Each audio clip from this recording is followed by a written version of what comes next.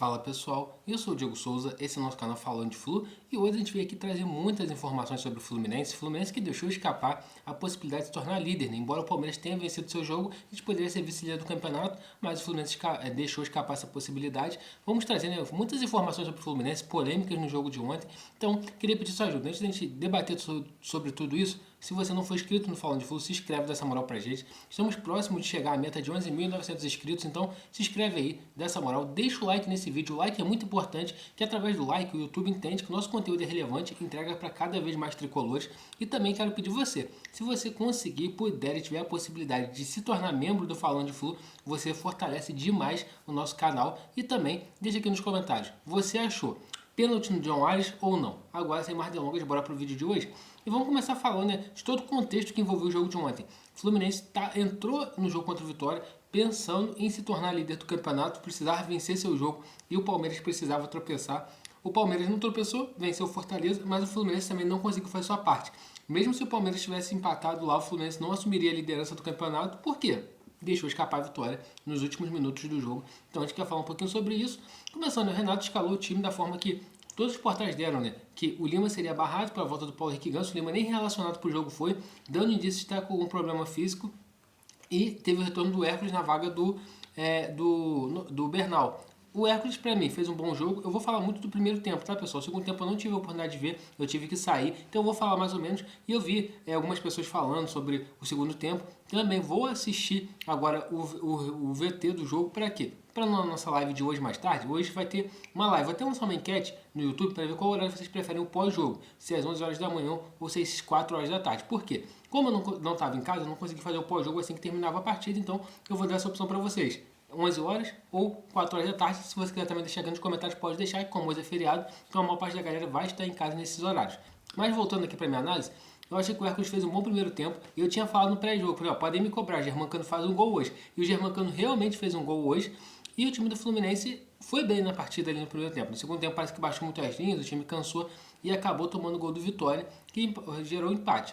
O que esse empate, para mim, traz de prejuízo para o Fluminense? Primeiro, a gente ficou na terceira colocação, a gente poderia assumir a segunda colocação. Segundo, eu venho sempre falando que a gente estava numa sequência de jogos em casa. A gente jogou contra o Bragantino, jogou contra o Santos e a gente jogou contra o Vitória. Então, ou seja, dessas 4 rodadas do Brasileiro, a gente só teve um jogo fora que foi o jogo contra o Corinthians. O jogo que a gente conseguiu uma vitória inesperada. Se o Fluminense vencesse hoje, ia conseguir ir além, né, do nossa expectativa. O quê? Fazer 12 pontos de 15 possíveis. Com o empate, o Fluminense chega a 10 pontos de 15 possíveis, ou seja, deixou escapar aí alguns pontos, deixou no total escapar 5 pontos, né? 2 no jogo de hoje e 3 no jogo do Fortaleza, que é o jogo fora de casa, que foi aquele desastre todo. Agora o Fluminense entra numa sequência muito mais pesada. Qual sequência pesada? Vai jogar sábado contra o Botafogo fora de casa, no Engenhão. Aí joga contra o Sport em casa. E depois tem Atlético Mineiro e Juventude fora de casa. Então, ou seja, a gente vai pegar uma sequência de 3 jogos fora de casa e apenas um jogo em casa. Será como que vai ser a nossa pontuação? A gente vai conseguir se manter entre os 4 primeiros ali? Então isso aí é uma questão de análise. A gente vai falar muito disso na live. Outro ponto também que gerou muita polêmica foi o lance do pênalti em cima do John Arias. Ao meu ver, houve o puxão em cima do John Arias, sim. Eu acho que o VAR, no mínimo, deveria recomendar a revisão para a jogada. E o árbitro chegava lá e via. Esse puxão que teve intensidade para derrubar, sim ou não? Aí era uma outra história, o árbitro ia interpretar. Só que o VAR nem chamar para poder interpretar esse lance é complicado. E esse árbitro já teve problemas apitando jogos do Fluminense. Então, gera uma má vontade ainda maior com esse cara, né? Que realmente eu acho que o Fluminense foi prejudicado no lance que, para mim, foi pênalti. Mais uma vez, eu vi o lance rápido, agora eu vou ver o lance com muita mais calma, analisando, mas vendo o lance na câmera que eu vi, eu achei pênalti no John Arias, sim, tá? Eu acho que, mesmo que não fosse pênalti, mas eu acho que era uma jogada pelo menos passível de revisão do árbitro, e o árbitro nem foi chamado para revisar. Olhando agora o futuro do Fluminense em sequência da temporada, é nítido que com o Renato o time do Fluminense teve uma mudança gigantesca. O time do Fluminense vem fazendo bons primeiros tempos. Segundo tempo, contra Bragantino e contra o Vitória, pelo que eu vi hoje, foi muito abaixo. Entendeu? O segundo tempo contra o Santos foi um segundo tempo ok, segundo tempo contra o Corinthians foi um segundo tempo muito bom, mas contra o Vitória e contra o Bragantino deixou um pouco a desejar. Mas a gente vê que o trabalho do Renato realmente tem uma evolução. Um ponto que foi muito falado, né, nas notícias que eu fui lendo pós-jogo, sobre o segundo tempo. O Renato demorou muito a mexer, e ao meu ver, ele demorou muito a mexer contra o Santos, demorou muito a mexer contra o Corinthians também, e demorou muito a mexer contra o Vitória. Alguns momentos você tem que identificar rápido e fazer a substituição. Você não pode ficar esperando para ver o que vai acontecer. Quanto o Bragantino também. Às vezes o cara tá cansado, eu acho que ele tem que mexer mais rápido, mas ele tá muito nesse trabalho ainda. O time ainda tem muito que evoluir, o time vai crescer muito ainda nas mãos do Renato, mas fica um alerta. Cara, cansou, mexe, não fica esperando.